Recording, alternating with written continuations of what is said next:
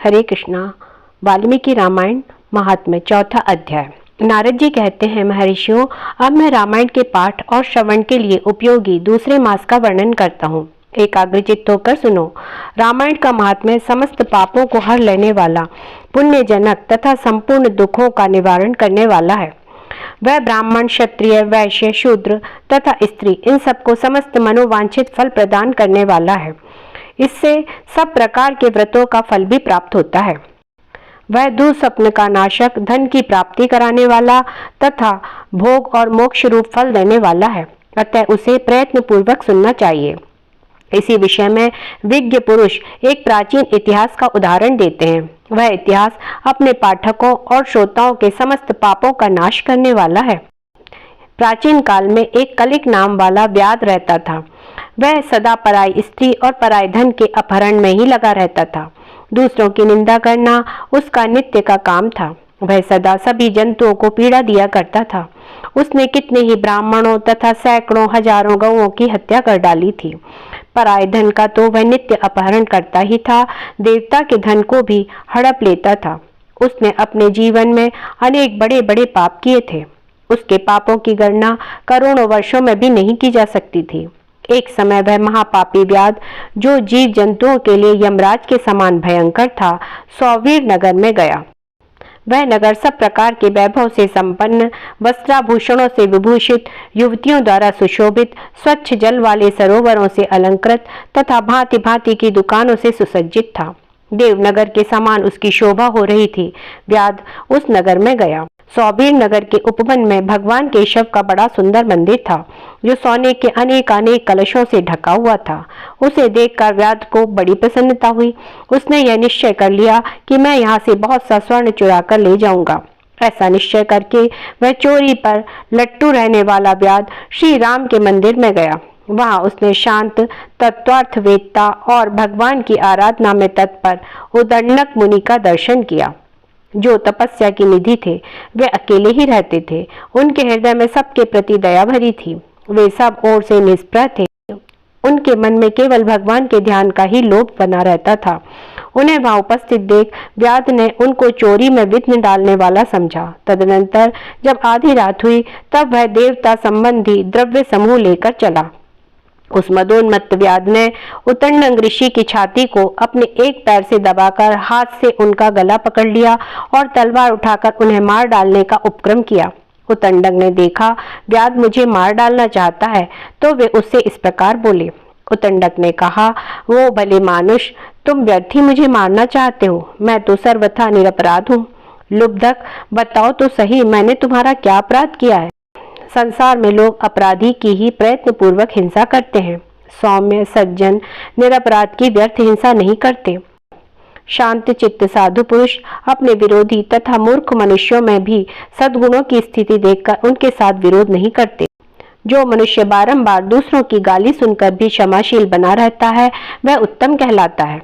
उसे भगवान विष्णु का अत्यंत प्रियजन बताया गया है। दूसरों के हित साधन में लगे रहने वाले साधुजन किसी के द्वारा अपने विनाश का समय उपस्थित होने पर भी उसके साथ बैर नहीं करते।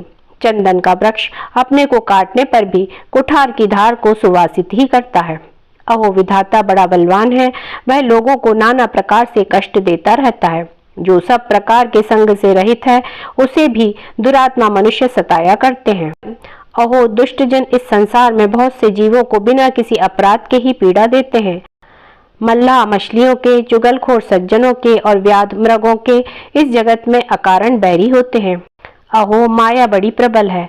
यह संपूर्ण जगत को मोह में डाल देती है तथा स्त्री, पुत्र और मित्र आदि के द्वारा सबको सब प्रकार के दुखों से संयुक्त कर देती है।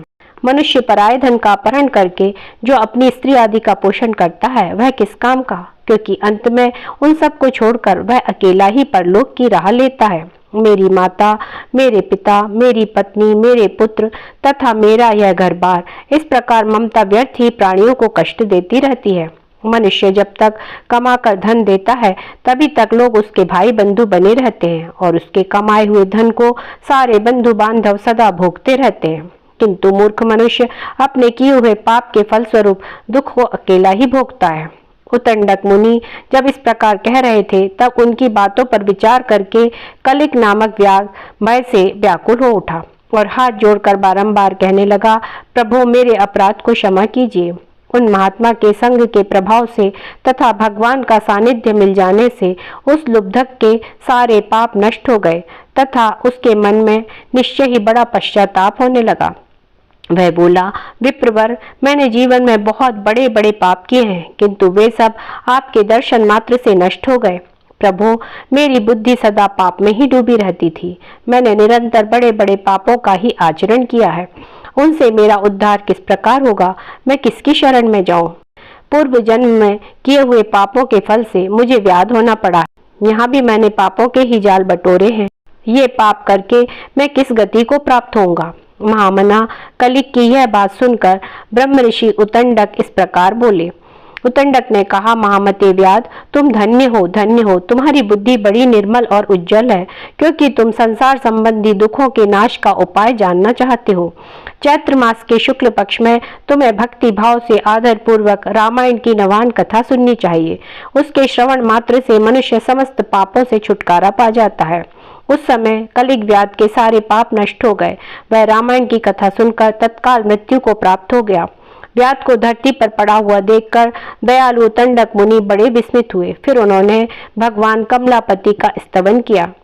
रामायण की कथा सुनकर निष्पाप हुआ व्याध दिव्य विमान पर आरूढ़ हो उतंडक मुनि से इस प्रकार बोला, विद्वान, आपके प्रसाद से मैं महापातकों के संकट से मुक्त हो गया, अतः मैं आपके चरणों में प्रणाम करता हूँ। मैंने जो किया है मेरे उस अपराध को आप क्षमा कीजिए। सूत जी कहते हैं, ऐसा कहकर कलिक ने मुनि श्रेष्ठ उतंडक पर देव कुसुमों की वर्षा की और 3 बार उनकी परिक्रमा करके उन्हें बारंबार नमस्कार किया। तत्पश्चात अप्सराओं से भरे हुए संपूर्ण मनोवांछित भोगों से संपन्न विमान पर आरूढ़ हो वह श्रीहरि के परम धाम में जा पहुंचा। अतः विप्रवरों, आप सब लोग रामायण की कथा सुने। चैत्र मास के शुक्ल पक्ष में प्रयत्न पूर्वक रामायण की अमृतमयी कथा का नवा पारायण अवश्य सुनना चाहिए।